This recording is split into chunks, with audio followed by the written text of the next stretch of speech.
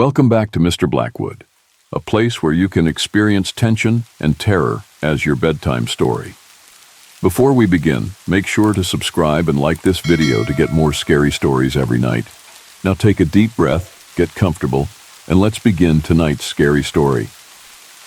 The rain poured heavily that night, pelting against my bedroom window like a relentless drumbeat. Wind howled through the narrow streets of Lincoln Park, its eerie whistle seeping through the cracks in my old apartment walls. I pulled my blanket tighter, feeling a chill crawl up my spine. Chicago was known for its brutal weather, but tonight felt different, colder, more sinister. I was just drifting off to sleep when my phone rang, slicing through the quiet darkness like a knife. The sharp vibration on my nightstand made me jolt, my heart thudding in my chest. I squinted at the screen, my eyes adjusting to the harsh light. It was an unknown number. 2:13 a.m. Who would be calling me at this hour? My fingers hesitated above the screen. Normally I would have ignored it, but a gnawing curiosity compelled me to answer. Maybe it was an emergency or a wrong number. I swiped to accept the call and brought the phone to my ear. Hello? There was nothing, only static and a faint, irregular breathing. A cold sensation crept up my neck. Hello? Who is this? I repeated, my voice firmer this time. Then I heard it, a whisper, low and hoarse, as if the words were being dragged across broken glass. I know you're alone, Emma. My body went rigid. The voice was raspy, almost mechanical, but there was a sickening familiarity to it. It sounded like me, like my own voice, distorted and hollow. I sat up, the blanket slipping off my shoulders. Who are you? How do you know my name? I demanded, forcing strength into my voice, despite the tremor I felt. The line went dead. Just like that. No click, no fading static, just silence.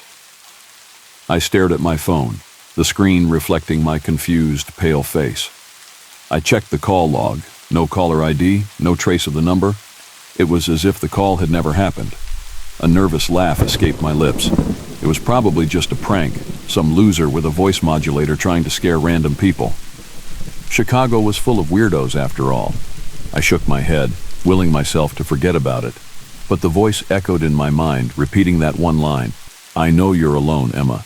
I got up to check the locks, just to be safe. The front door was secure, the deadbolt firmly in place. The windows were locked and the curtains drawn. Everything was fine.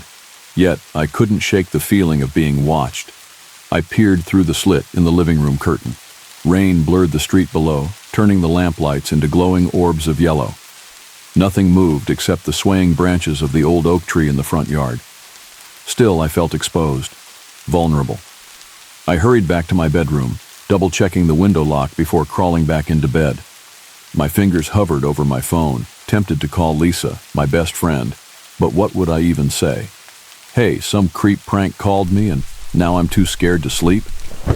She'd laugh it off, call me paranoid, and she'd be right. I tossed the phone aside, burying my face in the pillow. It was just a prank. There was nothing to worry about. But sleep didn't come easy that night. Every creak in the old apartment, every groan from the wind made me jump. Shadows danced across the walls, twisting into eerie shapes before fading away. I kept my eyes fixed on the door, half expecting it to creak open, but it never did. When morning finally came, it brought a false sense of security. The sun broke through the gray clouds, turning the rain into a sparkling drizzle. I convinced myself it had all been in my head, a nightmare brought on by exhaustion and a stupid prank call. I went about my morning routine, trying to shake off the lingering unease. But as I brushed my hair in front of the bathroom mirror, I couldn't help but feel a chill crawl down my spine. I paused, the brush midway through my long brown hair, and looked closer at my reflection. Something felt off. My eyes were bloodshot from lack of sleep, my skin pale. But it wasn't just that.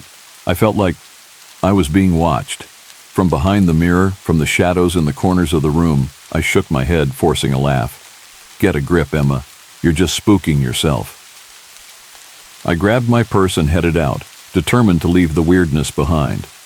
The streets were busy with the usual morning chaos. Honking cars, people rushing to work, the smell of fresh coffee from the cafe downstairs.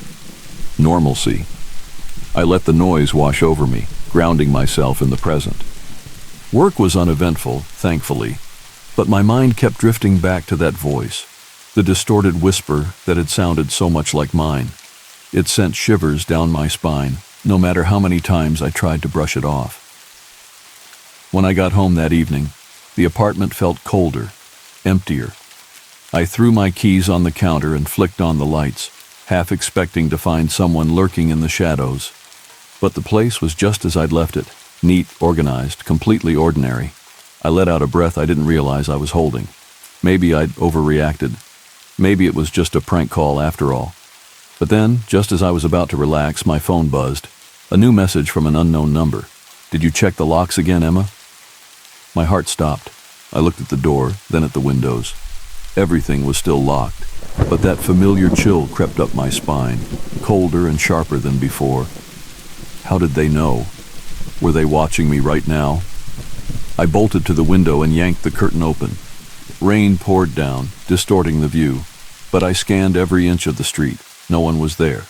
No faces in the windows, no shadows in the alleys, just the rain, washing everything away. My phone buzzed again. Another message. "I'm closer than you think." I dropped the phone, its screen lighting up the dark room with a cold, eerie glow. My breath caught in my throat. I stumbled back, my heart thudding painfully in my chest.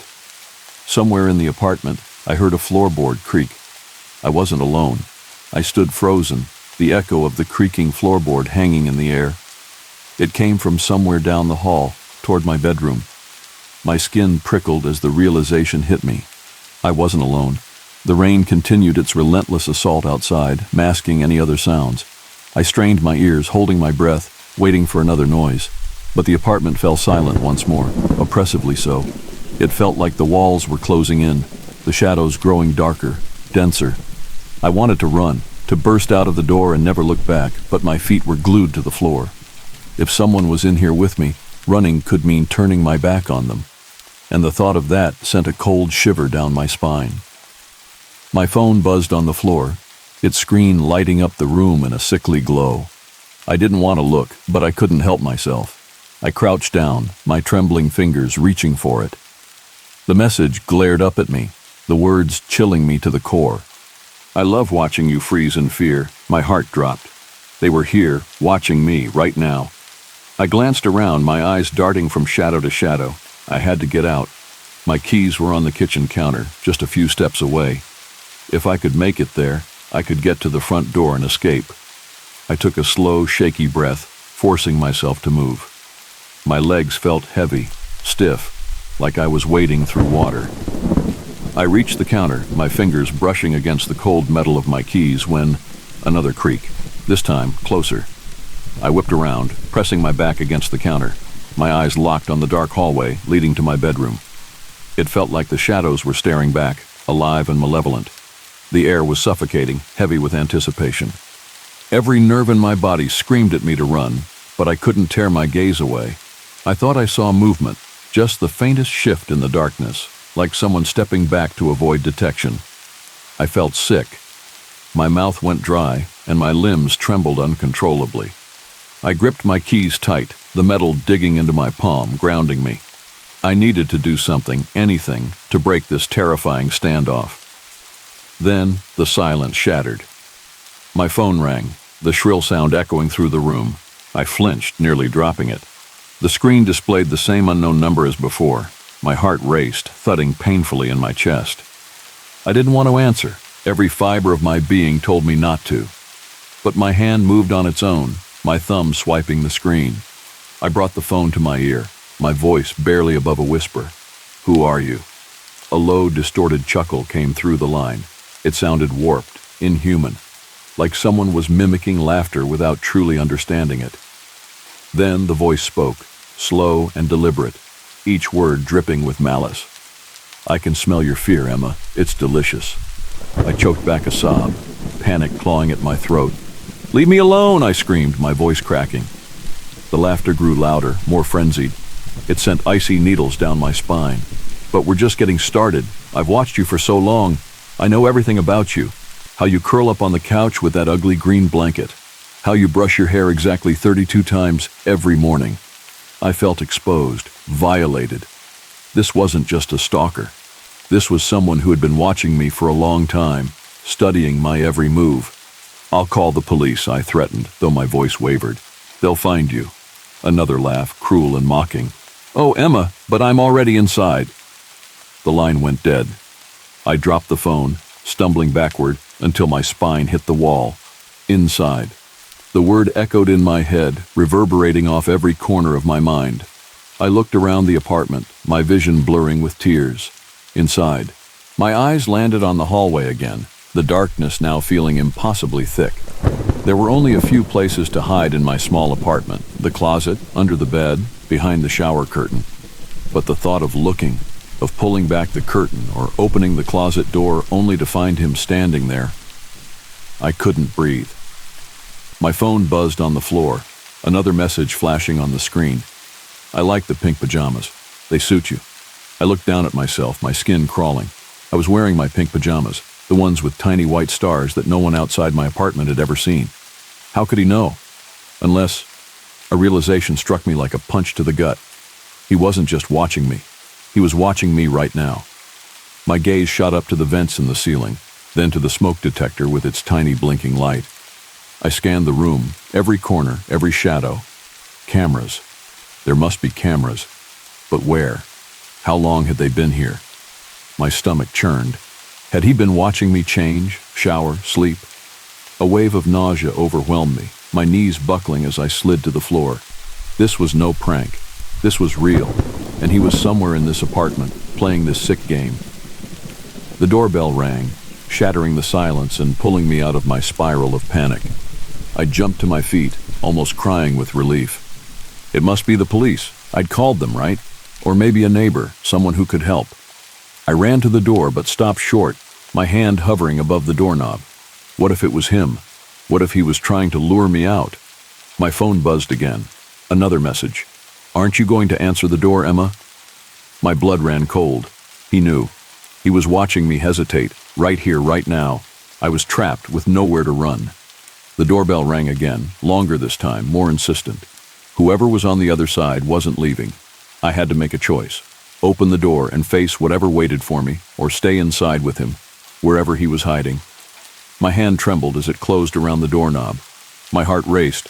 A scream lodged in my throat. I had to open it. I had to know. I turned the knob slowly, the door creaking as it swung open. I held my breath, bracing for the worst.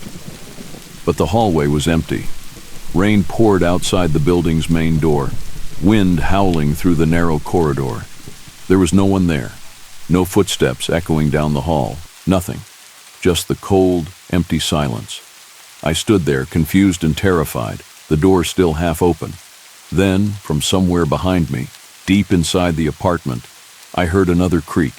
I wasn't alone. And whoever was here, they were getting closer. The creak echoed through the apartment, soft but deliberate, like a footstep trying to be quiet.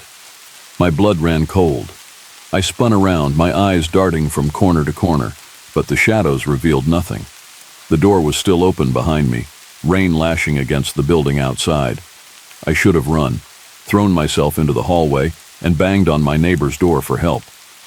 But something kept me rooted in place, some morbid curiosity or sheer terror that paralyzed me. I didn't want to turn my back on the apartment, on him. I took a cautious step inside, shutting the door behind me. The lock clicked into place, echoing ominously through the room. My heart pounded, my ears straining to catch the faintest sound. But there was nothing, only the rain outside and the steady hum of the refrigerator. My phone buzzed again, the vibration rattling against the hardwood floor. I jumped, letting out a shaky breath. It was another message. I didn't want to read it, didn't want to see his words, but my eyes were drawn to the screen. "You're getting warmer." I looked up, my gaze falling on the hallway that led to my bedroom. The air felt colder, the shadows darker. My bedroom closet. The thought burrowed into my mind, cold and relentless. He was in there. He had to be. My legs moved on their own, carrying me forward, even as my instincts screamed at me to run the other way. The hallway seemed to stretch on forever, the walls closing in, suffocating. My breathing grew shallow, my pulse racing. I stopped outside my bedroom door, my hand trembling as I reached for the knob. It was slightly ajar, just as I'd left it that morning. But now the darkness inside felt alive, watching me. I pushed the door open, the hinges creaking in protest. The room was untouched, exactly as I'd left it. The bed was neatly made, the curtains drawn, the nightstand cluttered with books and my empty coffee mug. Everything was in its place, except the closet door. It was closed. I never closed my closet door. My stomach twisted, dread curling through me like icy tendrils. I took a step forward, then another, each footfall muffled by the carpet. The closet loomed ahead, an ominous rectangle of white wood. It felt like a gateway to somewhere dark and twisted, somewhere I wouldn't return from. My phone buzzed in my hand. I glanced down, my throat tightening. "You're right outside. I can hear you breathing." I nearly dropped the phone, my fingers trembling violently. I looked at the closet, my vision swimming with fear. He was in there, listening to me, watching me. I took a step back, bumping into the edge of the bed. I could feel his eyes on me, feel his breath through the thin wood. My body screamed at me to run, but my legs wouldn't move.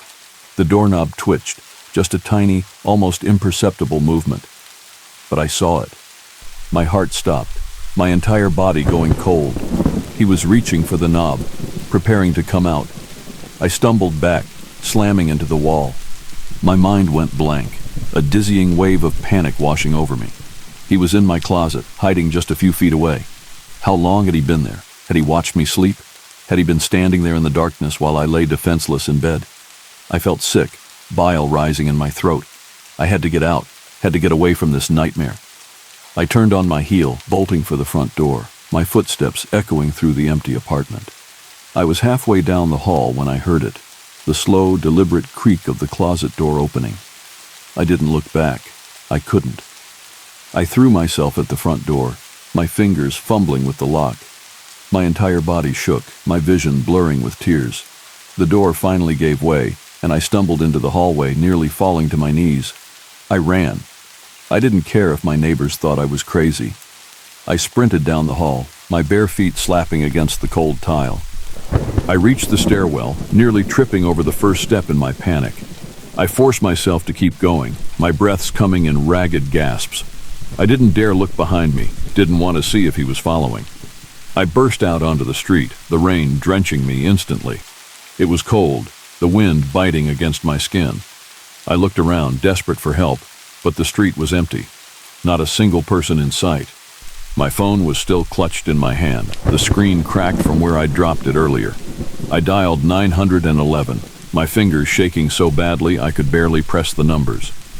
The call connected, a calm operator's voice answering on the other end. 911, what's your emergency? I opened my mouth to speak, but no words came out. My lungs were tight, my body shivering violently. I forced myself to speak, my voice broken and raw. Someone's in my apartment. They're still in there. The operator's tone shifted, becoming serious and focused. Stay on the line, ma'am. I'm dispatching officers to your location now. Are you safe? Can you see the building entrance? I looked up, staring at the rain-slicked windows of my apartment building. The lights were on in my unit, a faint glow through the curtains. Nothing moved, no shadows, no figures. But I knew he was in there, watching me from behind the glass. Yes, I whispered, my voice shaking. I can see it. The operator continued speaking, trying to keep me calm, but her words faded into the background. My eyes were locked on my window, waiting for a glimpse of him. I didn't know what he looked like, didn't know his face or his name, but I knew he was there, and that he wouldn't stop until he had me. A movement caught my eye, a flicker of shadow behind the curtain. My heart skipped a beat. I watched in horror as the curtain twitched, just slightly, as if someone was standing behind it. My phone buzzed, a new message lighting up the screen. I didn't want to look, but my eyes dropped to the words against my will. I like the way you run, Emma, but I'll always catch you. I dropped the phone, stumbling back into the street, the rain pounding against me. I felt exposed, vulnerable, as if his eyes were on me from every window, every shadow. I was a rat in his maze, a toy in his sick game, and he was nowhere near finished. The police arrived within minutes, red and blue lights flashing against the rain-slicked pavement. 2 officers stepped out, their faces grim and focused. I ran to them, my body trembling, my clothes soaked through. Words tumbled out of me in a panicked rush, about the phone calls, the messages, the closet, about how he was still inside. One of the officers, a tall man with salt and pepper hair and a hard set to his jaw, placed a reassuring hand on my shoulder. "We'll check it out, stay here." His partner nodded, already moving toward the building's entrance, gun drawn. I watched them disappear into the hallway, my heart pounding painfully in my chest. Every second stretched into an eternity. I wrapped my arms around myself, shivering as the rain continued to fall. I kept my eyes on my apartment window, waiting for a shadow to pass behind the curtains, for some sign that he was still in there. The minutes ticked by in agonizing silence. I strained to hear anything, shouts, footsteps, gunfire. But the building remained eerily quiet, the only sound the steady drumming of rain. Then, finally, the officers reappeared. I ran to meet them, my shoes slipping on the wet pavement. "Did you find him? Is he still there?" The salt and pepper-haired officer shook his head, his expression unreadable. "We checked every room, every closet, no one's inside." His words hit me like a slap. No, that's not possible. He was there, I heard him, he texted me. He was in my closet." My voice was high-pitched, hysterical. I could hear it, but I couldn't stop. "He's been watching me. He knew what I was wearing. He knew everything." The officer held up a placating hand. "Ma'am, we believe you, but we didn't find any sign of forced entry or anyone hiding inside. There's no one in your apartment now." I looked up at my window, a cold chill spreading through me. He was in there, I knew it. But where was he now? The officer's partner spoke up, his voice calm and measured. "We'll file a report. If you want, we can have a patrol car keep an eye on the building tonight. Do you have somewhere else to stay?" I opened my mouth to say yes, to tell them I'd stay at a friend's place or a hotel. Anywhere but here.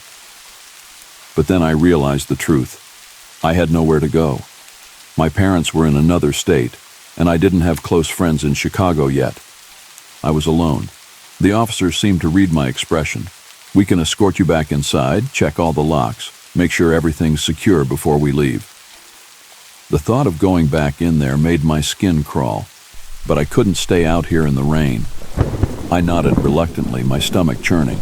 We walked up the stairs together, the officers moving with practiced caution. They checked every corner, every closet, every window latch. The salt and pepper-haired officer even shone his flashlight into the vents, his brow furrowing as he inspected each one. "Everything's clear," he announced, his voice echoing off the empty walls. "You should be safe tonight, but call us if you hear or see anything unusual." I nodded numbly, hugging myself as they left, the door clicking shut behind them. The silence that followed was deafening, pressing in on me from all sides. I stood frozen in the center of the living room, my eyes flicking from shadow to shadow, my heart racing. He was still here, I could feel it. My phone buzzed in my pocket, and I nearly screamed. I fumbled it out, my hand shaking as I unlocked the screen. Another message. "You let them get so close." But they didn't look in the right place. My blood ran cold. The right place. What did that mean? The officers had checked everywhere. The closets, the vents, hadn't they? I looked around, panic tightening my chest. My eyes landed on the hallway again, on the small door at the end, the entrance to the crawl space above my unit. I never went up there. It was just an old dusty storage area, but had the police checked it? I couldn't remember. I moved toward the door on shaky legs, my pulse pounding in my ears. I reached up, my fingers brushing against the cold metal of the pull cord. I hesitated, my entire body screaming at me to stop, but I needed to know. I couldn't live in fear, wondering if he was still here, watching me. I pulled the cord, the hatch swinging down with a loud creak. A wooden ladder unfolded, its rungs coated in dust. I stared up into the darkness above, my heart in my throat. I grabbed my phone, switching on the flashlight. The beam cut through the shadows, illuminating the wooden beams and old insulation. Everything was still, untouched, but the air smelled stale, like something had been festering up there. I climbed the first rung, then another, my breath coming in short gasps. The light moved across the crawl space, revealing boxes and old furniture left behind by previous tenants. Nothing seemed out of place. Nothing moved. But then, the light hit something in the corner. Something that didn't belong. I squinted, leaning forward for a better look. A mattress, thin and worn, its fabric stained and ripped. Next to it was a pile of blankets, a small flashlight, and empty food containers. My stomach twisted with horror. Someone had been living here, right above me, watching me. I stumbled back, nearly losing my footing on the ladder. My phone slipped from my fingers, clattering to the floor below. The light spun wildly, illuminating the crawl space one last time before the screen went dark. In that brief flash, I saw movement. A shape shifting in the shadows, unfolding from behind the boxes. A face, pale and contorted, eyes gleaming with a sick, hungry light. I screamed, scrambling down the ladder, nearly falling in my rush. I slammed the hatch shut, the wood vibrating under my hands as I held it closed, my entire body shaking. The door pressed back against me, something pushing from the other side. I threw my weight against it, sobbing as I fumbled with the lock, twisting the metal latch into place. The pressure stopped, the door falling still, but I didn't dare move, my back pressed against it, my chest heaving. He was up there, inches away. He'd been watching me for who knows how long, living above me like some kind of twisted parasite. My phone buzzed again, the screen flickering from where it lay on the floor. A new message.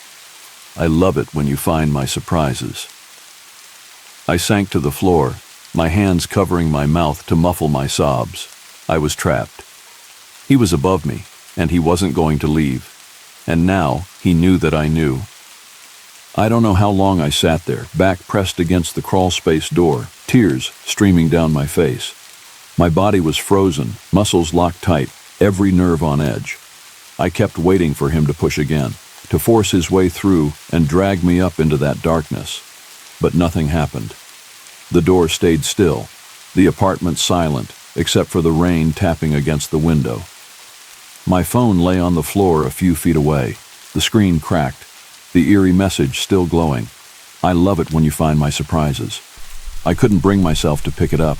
I couldn't stand to see his words again. I had to get out. I couldn't stay here, knowing he was above me, just a few feet away. But every time I thought about moving, my legs refused to cooperate. What if he was waiting just on the other side of the hatch? What if he was listening to every breath I took, smiling to himself as he planned his next move? I forced myself to breathe, counting each inhale, each exhale, trying to steady my nerves. I needed a plan. The front door was just down the hallway, maybe 10 feet away. I could make it. If I moved fast, I could be outside before he even realized I'd left. But then what? Where would I go? He'd been following me for days, watching my every move. If I ran, he would find me. He always found me. I pushed the thought away, shaking my head. I couldn't let myself spiral. I had to stay focused, had to get out of here. I shifted my weight, muscles protesting as I pulled myself to my feet. My eyes stayed locked on the crawl space door, half expecting it to burst open at any second.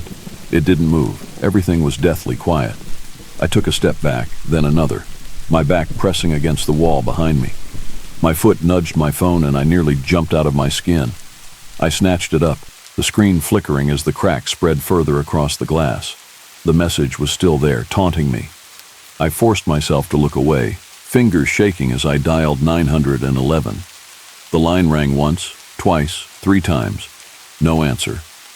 I pulled the phone away from my ear, staring at the screen in confusion. Call failed. I tried again, my thumb jabbing the numbers frantically. It rang once, then cut off, the screen flashing the same error. No signal. I looked around the room, my mind racing. I was in the middle of Chicago. There was no reason my phone shouldn't work, unless he was jamming it. Could he do that? Could he be that close enough to interfere with my signal? Panic surged through me, my skin crawling. He was watching, he had to be. How else could he always know where I was, what I was doing? How else could he anticipate my every move? I backed toward the front door, keeping my eyes on the crawl space, my breath coming in shallow gasps. My hand fumbled for the deadbolt, fingers slipping on the cold metal. I turned it slowly, wincing at the soft click. The door creaked as I pulled it open, the hallway outside dark and empty.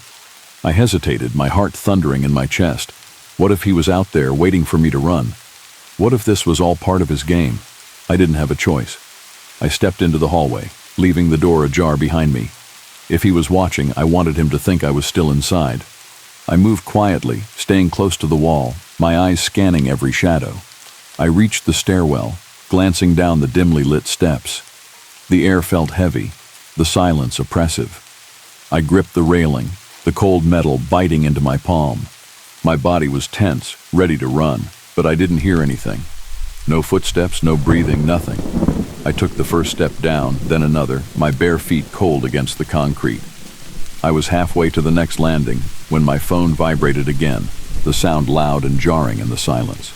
I flinched, nearly losing my balance. I looked at the screen, dread pooling in my stomach. Another message. Leaving so soon? I looked up, my heart freezing in my chest. He knew. He knew I was on the stairs. But how?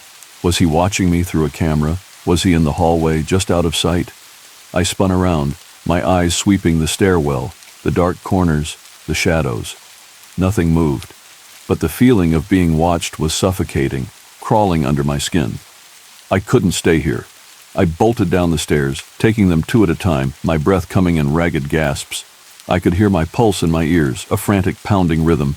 My vision tunneled, the walls closing in around me. I burst out into the lobby, my feet slipping on the wet tiles. I caught myself on the edge of a table, my body shaking, my heart racing. I ran to the front door, yanking it open, the cold night air slapping me in the face. The street outside was empty, the rain falling steadily. I looked up and down the block, searching for movement, for any sign of him. But there was nothing, just the shadows stretching across the pavement, the dim glow of street lamps reflecting off the wet asphalt. I took a step outside, my body tensed to run.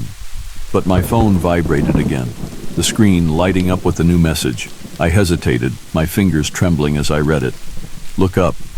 I lifted my head, my eyes drifting to my apartment window.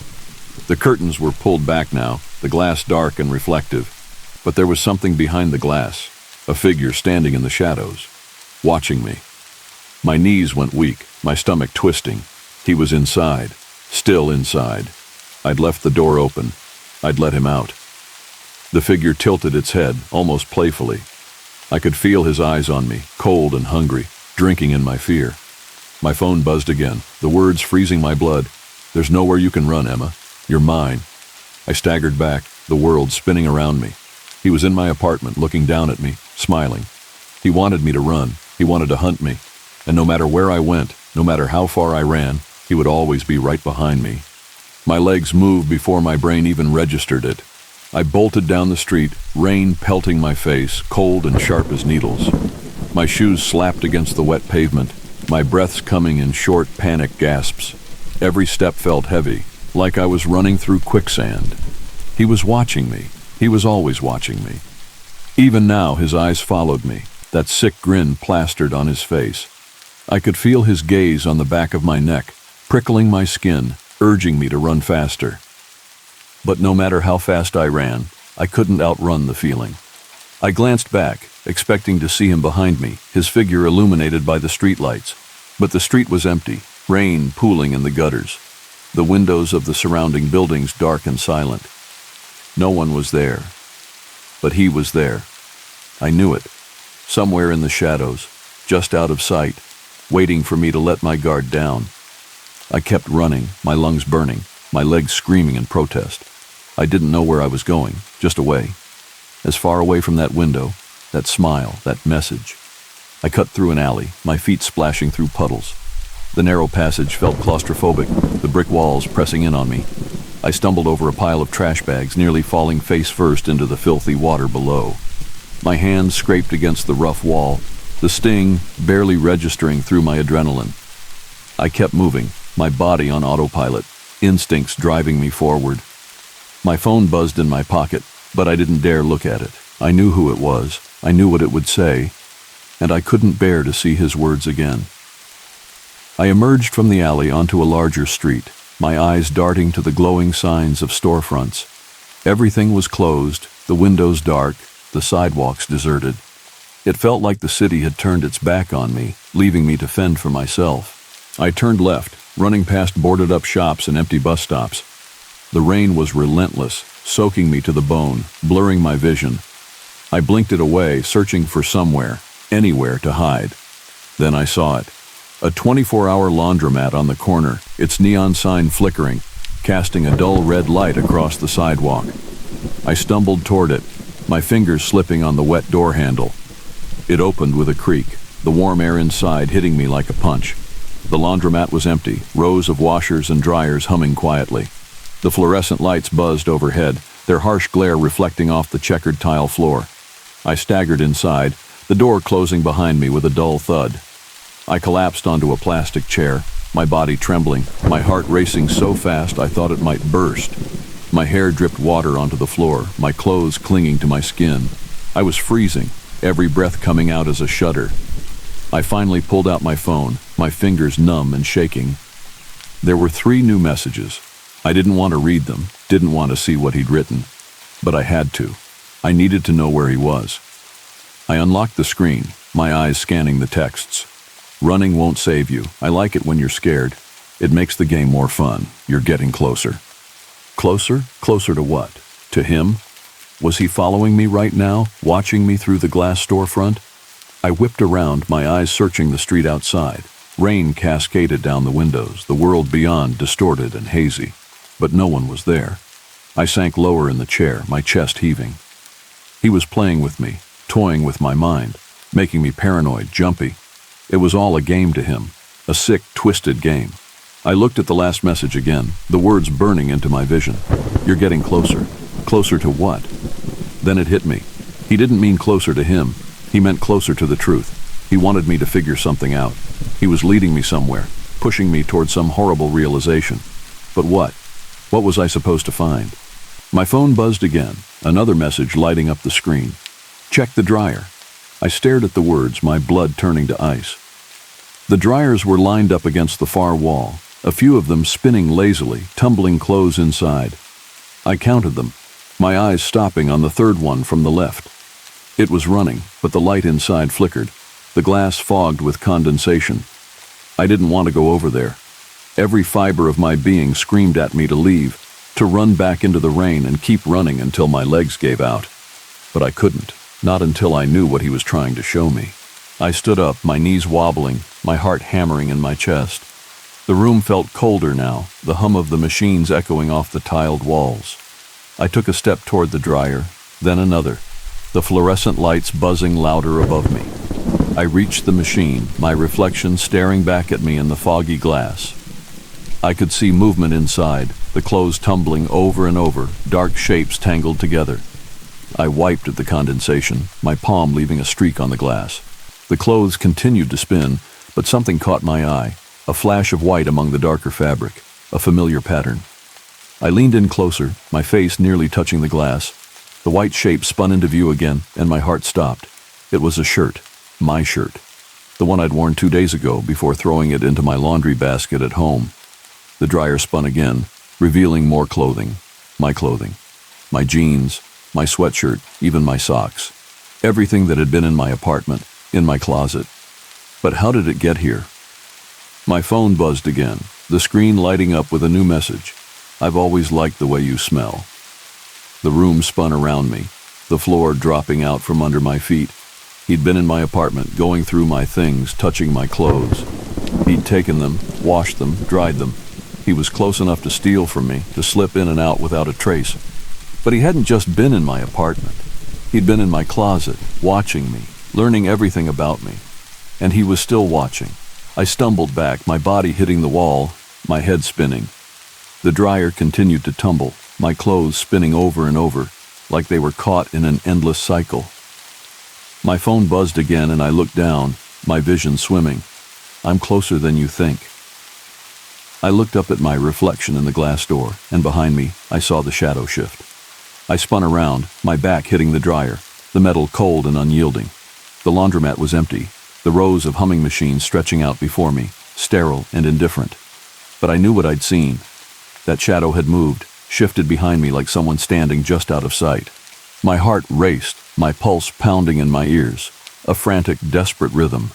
I scanned the room, my eyes flicking over every corner, every shadow, searching for any sign of movement. But everything was still, the only sound, the low hum of the machines, and the rain tapping against the window. I could feel him, though. I could feel his eyes on me, could almost hear his breathing, slow and controlled. He was here somewhere. He had to be. I edged toward the exit, my body tense, every muscle coiled, ready to run. I reached for the door handle, fingers trembling, but I stopped, my hand hovering just above the metal. What if he was waiting for me outside? What if this was his trap, pushing me out into the open where he could catch me? I looked back at the dryers, at my clothes tumbling endlessly, over and over. He'd been in my apartment. He'd gone through my things, touched them, stolen them. How long had he been watching me? How many nights had he been inside my home, just a few feet away from where I slept? The thought made my stomach turn, bile rising in my throat. I squeezed my eyes shut, forcing the image out of my mind. I had to stay focused. I couldn't fall apart, not now. That was what he wanted. I took a step back from the door, my eyes still on the room, scanning every inch. There was nowhere to hide, nowhere for him to be. But he was here, I knew it. I could feel him watching me, his gaze heavy and cold. My phone buzzed again, the vibration sending a shock through my body. I nearly dropped it, my fingers clumsy and numb. I looked down at the screen, my vision swimming. Another message. You're even prettier when you're scared. My blood ran cold, my heart skipping a beat. He was watching me right now, somewhere close enough to see my face, to see the fear in my eyes. I backed away, my body pressing against the cold metal of the dryer. The door behind me clicked as it spun, my clothes tumbling inside, oblivious to the nightmare unfolding outside. I felt trapped, like a rat in a cage, nowhere to run, nowhere to hide. I glanced at the rows of washing machines, their glass doors gleaming under the fluorescent lights. They were all empty, their drums still and silent. Except for one. The second washer from the end was running, water sloshing inside, soap suds coating the glass. I hadn't noticed it before, but now it stood out, an anomaly in the otherwise quiet room. I took a step toward it, then stopped, my instincts screaming at me to turn and run.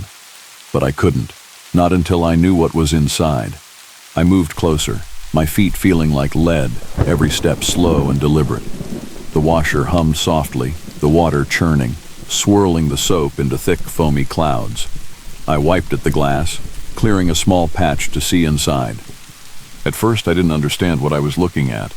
Dark fabric tumbled over itself, tangled and heavy, weighed down by the water.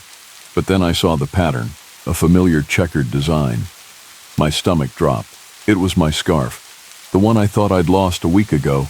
The one I'd searched my entire apartment for. The one I'd worn the night I first heard the strange noises in my closet. My knees went weak, my body trembling. If my scarf was here, then he'd taken it. He'd been in my apartment even before I realized it. He'd been there for days, maybe weeks, slipping in and out without me ever knowing. I stumbled back, the world tilting around me. I could feel his presence now, thick and suffocating, pressing in on all sides. I could almost hear his laughter, mocking and cold. This was his game, his hunt, and I was his prey. My phone buzzed again, the sound sharp and grating. I looked at the screen, my vision blurring. Another message. I love watching you figure it out. I turned in a circle, my eyes wild, searching every shadow, every corner. He was here, he had to be.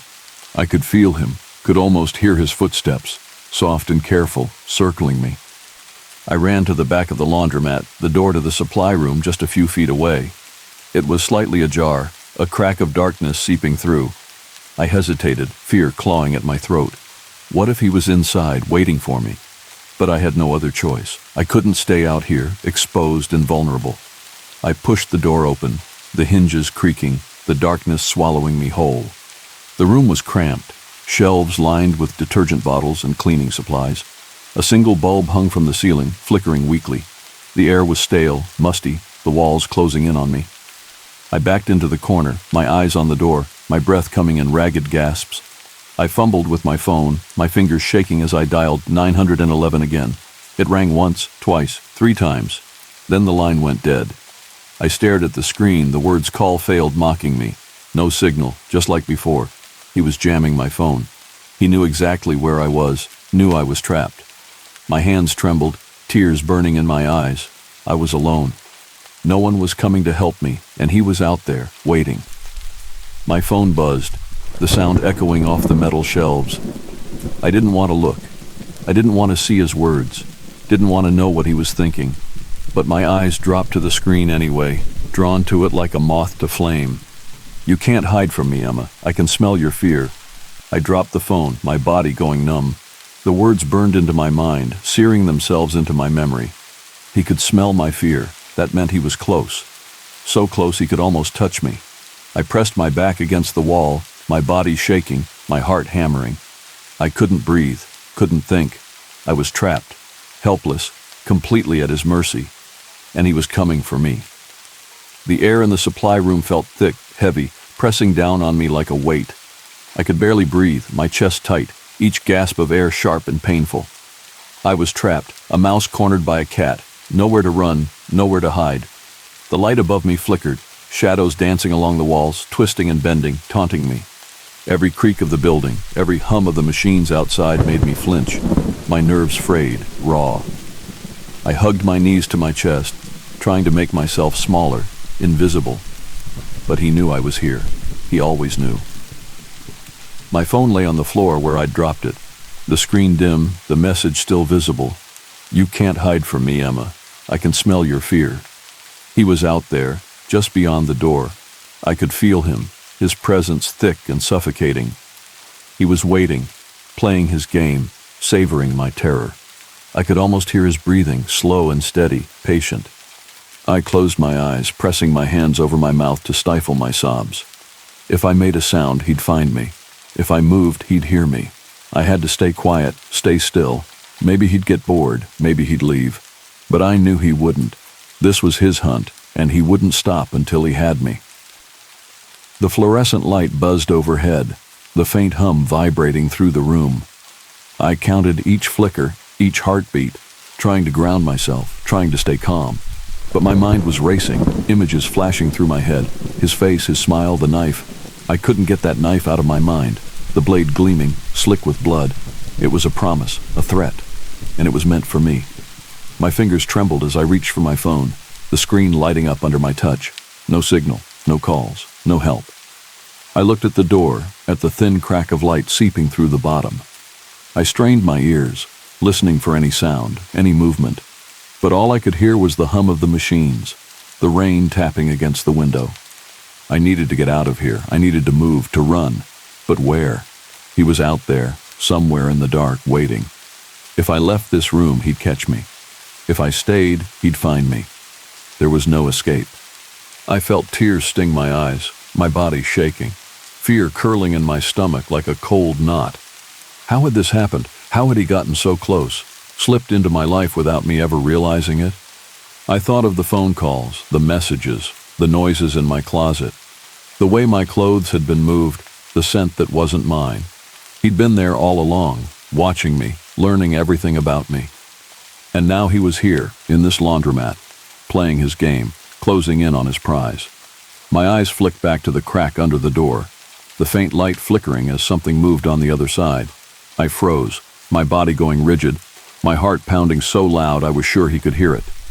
A shadow passed in front of the door, slow and deliberate. He was there just a few feet away, separated by a thin slab of wood. I held my breath, my body trembling, my muscles aching from the tension. The doorknob turned, the metal creaking, the sound deafening in the small room. I bit down on my lip, the pain sharp, grounding me. I willed myself not to scream, not to make a sound. The door didn't open, it just rattled, the knob twisting, then releasing. He was taunting me, letting me know he could come in whenever he wanted, letting me know I was trapped. The knob stopped moving, the silence suffocating. I listened, my ears straining, every muscle taut. Then I heard it, his voice, low and soft, almost a whisper. "Emma, I know you're in there." My blood turned to ice, my heart stuttering. His voice was calm, almost gentle, as if we were old friends, as if this was just a game. I pressed my hands harder over my mouth, my breath hot against my palms. "You're so close," he murmured, his voice drifting through the door, winding around me like smoke. "I can hear you breathing." I squeezed my eyes shut, my body shaking. I didn't move, didn't breathe. I couldn't let him hear me. I couldn't let him find me. The door rattled again, a low chuckle vibrating through the wood. "I like it when you're scared, Emma. It makes it so much more exciting." His words wrapped around me, cold and slick, sliding under my skin. He was enjoying this, savoring my fear, feeding on it. "I've been watching you for so long," he continued, his tone almost affectionate. "You're even more beautiful up close." I bit down on my lip, tears streaming down my face. How long had he been following me? How many nights had he watched me sleep, hidden in the shadows of my own room? The door went quiet, the knob still. I waited, my body rigid, listening for any sign of movement. But there was nothing. Just the hum of the light, the tap of the rain. Had he left? Was he waiting outside, hoping to lure me out? I stayed still, my muscles cramping, every second stretching out into an eternity. Then I heard it, the faint creak of floorboards, the soft shuffle of footsteps. He was moving away, his footsteps fading, growing distant. I sagged against the wall, my body collapsing, relief flooding me. He was leaving, he was giving up. Maybe he thought I'd escaped, maybe he was getting bored, maybe I was safe. I stayed in the corner, my body trembling, my breath coming in shaky gasps. I needed to wait, to make sure he was really gone. Just a few more minutes, just until I was certain. My phone buzzed, the screen lighting up, the sound sharp in the silence. I grabbed it, my fingers trembling, and looked at the message. "You're so close, Emma. Just turn around." I felt the blood drain from my face, my body freezing, cold terror flooding my veins. I turned my head, my eyes moving slowly, unwillingly, to the shadows behind me. And that's when I saw him, crouched in the corner, his eyes gleaming, his lips curling into a smile. He'd never been outside. He'd been inside the room with me the entire time, and I had nowhere left to run. His eyes locked onto mine, unblinking, hungry. They gleamed in the dim light, dark and hollow, as if nothing human resided behind them. His body was contorted, folded unnaturally into the corner. His limbs twisted like a spider waiting to pounce.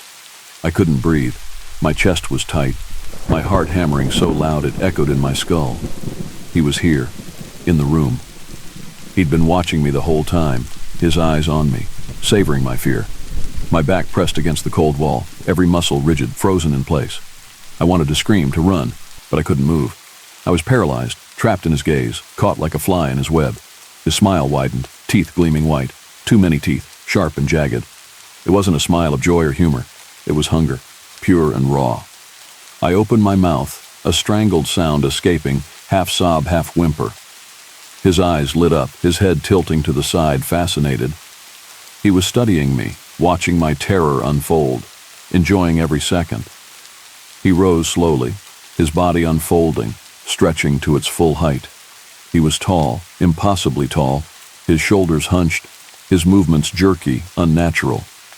He was blocking the only exit, his form a shadow that loomed over me. I scrambled to my feet, my back sliding up the wall, my hands searching for anything to defend myself. But there was nothing, just shelves lined with bottles of detergent and old rags. Nothing that could stop him. He took a step closer, his head tilting again, his eyes never leaving mine. I could see him clearly now, his face half hidden by tangled hair, his skin pale, almost translucent.